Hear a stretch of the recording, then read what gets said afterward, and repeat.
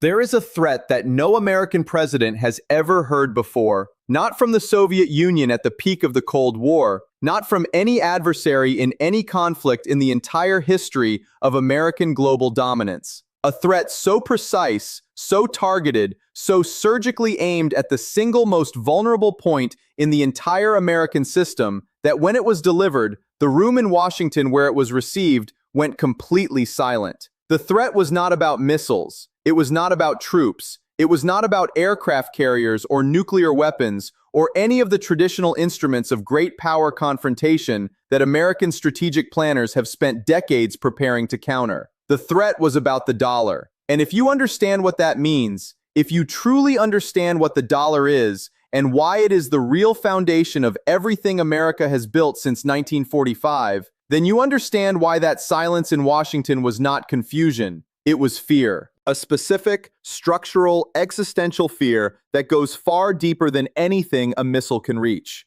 I want to explain this to you today, completely, clearly, without the diplomatic language that obscures what is actually happening. Because what China just signaled about Taiwan is not a military escalation in the traditional sense. It is something more dangerous than that. It is a declaration that China has identified the precise mechanism by which it can end American global dominance without firing a single shot. And it is a declaration that China is now prepared to use that mechanism if America crosses one specific line. That line is Taiwan. Let me start with the foundation, because most people, when they think about American power, think about aircraft carriers. They think about nuclear weapons. They think about the size of the defense budget and the reach of American military bases across the globe. And all of those things are real. All of those things matter. America's military is genuinely the most powerful conventional fighting force ever assembled in human history. But none of those things are the real source of American power. None of those things explain why America can run a trade deficit of hundreds of billions of dollars every year and never collapse. None of those things explain why America can borrow money at lower interest rates than any other nation on earth. None of those things explain why American foreign policy carries a weight that no other nation's foreign policy can match, even when America is not threatening to use force. The real source of American power is a deal that was struck in 1973 between Washington and Riyadh. A deal that most people have heard about, but very few people truly understand in its full structural implications. The deal was simple. Saudi Arabia would price its oil exclusively in American dollars. Every other major oil producer would follow. And in exchange, America would guarantee Saudi security and the security of the Gulf monarchies against any external threat. That deal created something that had never existed before in human history. It created a situation where every nation on earth that needed to buy oil, which was every nation on earth, needed to first acquire American dollars. And to acquire American dollars, they needed to either export goods to America or purchase American treasury bonds, both of which poured money into the American financial system and allowed America to finance its government, its military, its lifestyle, and its global empire at a cost that no other nation could sustain. This is the petrodollar system, and it is not just an economic arrangement. It is the engine of American global power. Remove the petrodollar, and American military bases around the world become unaffordable.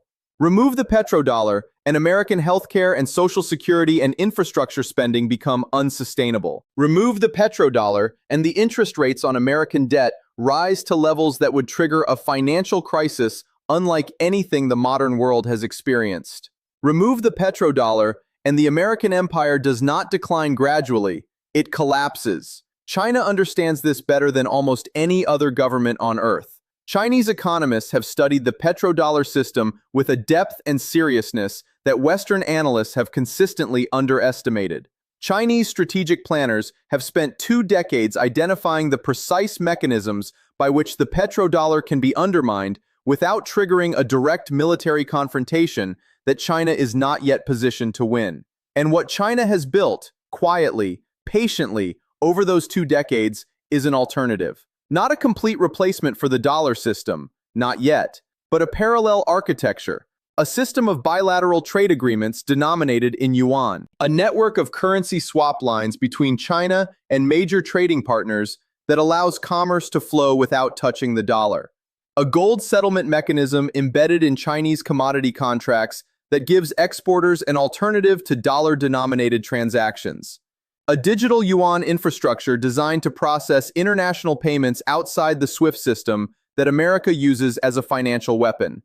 None of these individually is sufficient to displace the dollar, but together, activated simultaneously at a moment of maximum geopolitical stress, they represent something America has never faced before. A credible alternative to the system that sustains American power. And China just told America that Taiwan is the trigger. Think about what Taiwan actually represents in this strategic calculation. Because most Western coverage of the Taiwan situation focuses on the military dimension, on whether China has the amphibious assault capability to successfully invade the island, on whether American carrier groups can intervene in time to prevent a Chinese military victory, on the weapons systems and the troop numbers and the naval assets and the air defense networks and all of the traditional metrics of military balance. But that framing misses the deeper strategic reality entirely. Taiwan produces 60% of the world's advanced semiconductors. Not 60% of China's semiconductors, 60% of the world's. Every advanced weapons system America operates depends on Taiwanese chips. Every smartphone, every laptop, every data center, every artificial intelligence system, every financial trading platform, every modern military asset runs on components that flow through Taiwan. If Taiwan's semiconductor production is disrupted for 6 months, the global technology supply chain does not slow down. It stops. American military procurement stops. American economic growth stops. The technological advantage that underwrites American military dominance disappears. Not gradually, immediately. China does not need to invade Taiwan to achieve this outcome. China only needs to create enough uncertainty about Taiwan's security that the companies and governments that depend on Taiwanese semiconductors begin making contingency plans, begin diversifying, begin pricing in the risk that Taiwan's production cannot be guaranteed. That process alone, that shift in global supply chain planning, begins immediately damaging American technological and military advantage. And now add the financial weapon. If China activates its parallel currency infrastructure simultaneously with a Taiwan crisis, if China calls in its holdings of American treasury bonds in a coordinated way, if China organizes the major commodity exporters in its economic orbit to begin pricing energy contracts in yuan rather than dollars, the petrodollar system comes under pressure it has never experienced before. Not all at once, not in a single dramatic moment, but enough. Enough to raise doubts, enough to make alternative systems feel viable, enough to start the slow migration of global trade away from dollar dependency that once started is almost impossible to reverse. This is the threat China just delivered about Taiwan. Not, "I will sink your carriers." Not, "I will shoot down your aircraft." Not, "I will attack your bases." The threat was far more sophisticated than any of those. The threat was, if you intervene militarily in Taiwan, we will begin the process of ending the system that makes your intervention possible in the first place. And here is what makes that threat so genuinely terrifying for American strategic planners. It is not a bluff. It is not a bluff because China has already built the infrastructure to execute it.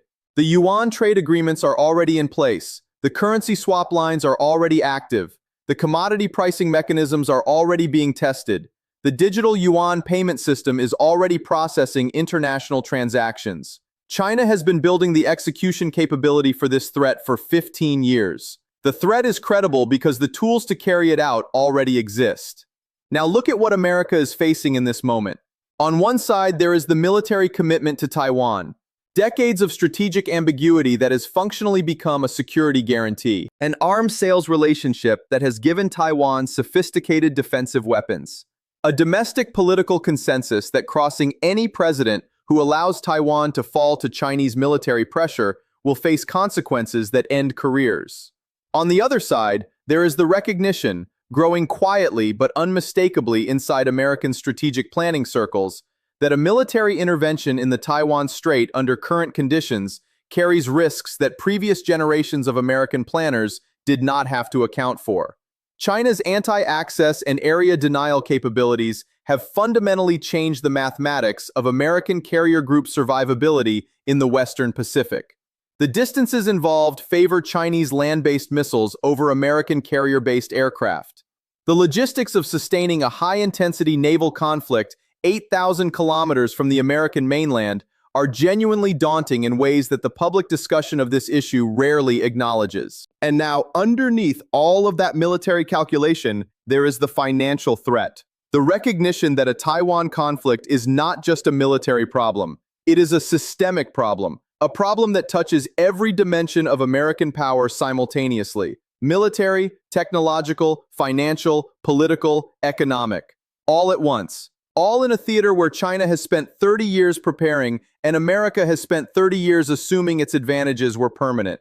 Trump is receiving briefings about this right now. The people in those briefing rooms are not presenting him with simple options. They are presenting him with a set of choices where every path forward carries risks that previous American presidents never had to seriously consider. Because the world has changed, not suddenly, not dramatically, not in a single moment that everyone could point to and say, that is when it happened. The world changed gradually, through thousands of quiet decisions made in Beijing over 30 years, each one individually unremarkable, collectively revolutionary.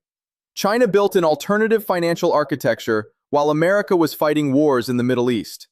China built semiconductor design capability while America was focused on military technology. China built commodity trading relationships that bypassed the dollar while America was managing the aftermath of the 2008 financial crisis. China built the Belt and Road infrastructure that gives dozens of nations an economic relationship with Beijing that competes with their relationship with Washington. And China built all of it while staying carefully below the threshold that would trigger a decisive American response. Never quite provocative enough to force a confrontation, always just cooperative enough to sustain the trade relationship that kept American consumers buying Chinese goods and kept Chinese exporters accumulating the capital to fund the next phase of the strategy. And now, the strategy has reached the phase where China is ready to name its terms. Taiwan is the line. Cross it, and we activate everything we have built: the financial infrastructure, the commodity pricing mechanisms, the currency alternatives, the semiconductor leverage, all of it, simultaneously, at a scale and with a speed that the American system has never been tested against. That is what was said. That is what the silence in Washington was about.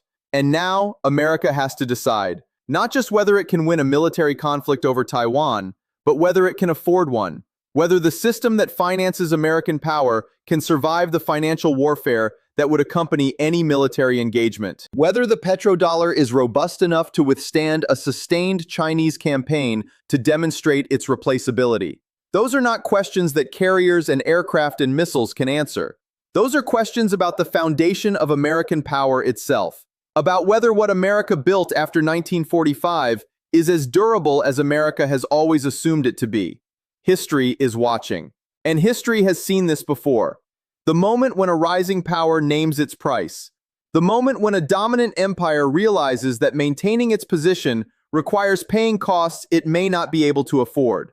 The moment when the gap between what an empire believes about itself and what is actually true becomes impossible to bridge with force alone. That moment has a name. Historians call it the turning point.